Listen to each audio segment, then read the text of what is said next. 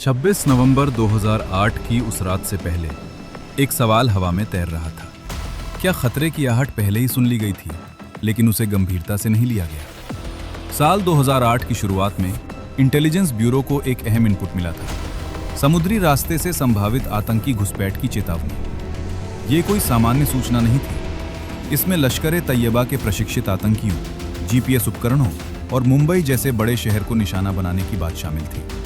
ये इनपुट केंद्र सरकार, नौसेना और तटरक्षक बल तक पहुंचाया गया, लेकिन अरब सागर की विशाल लहरों के बीच निगरानी की परतों में दरारें थीं। तटीय रडार नेटवर्क पूरी तरह सक्रिय नहीं था, मछुआरों की नावों की पहचान प्रणाली अधूरी थी और विभिन्न एजेंसियों के बीच समन्वय में खामियां थीं। क्या यह सिर्फ प्रशासनिक ढिलाई थी या चेतावनी की गंभीरता को कम आंका गया? नवंबर के मध्य में फिर एक विदेशी एजेंसी ने भी समुद्री खतरे की ओर इशारा किया। संदिग्ध सैटेलाइट फोन नंबर साझा किए गए, पर क्या उन नंबरों की निगरानी समय रहते हुई? 26 नवंबर की शाम 10 आतंकी कराची से चले, भारतीय जल सीमा में दाखिल हुए, एक मछली पकड़ने वाली नाव को कब्जे में लिया और मुंबई के तट पर उतर गए। उसी समय शहर अपनी सामान्य रफ्तार में था। कैफे भरे हुए, होटल जगमगा रहे थे, स्टेशन पर भीड़ उमड़ रही थी। कुछ घंटों बाद गोलियों की आवाज ने सब कुछ बदल दिया।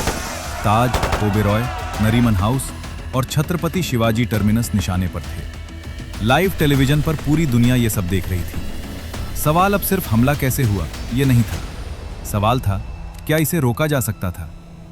जांच में सामने आया कि समुद्री सुरक्षा तंत्र में स्पष्ट खामियां थीं। तटरक्षक और नौसेना के बीच जिम्मेदारियों की सीमाएं धुंधली थीं।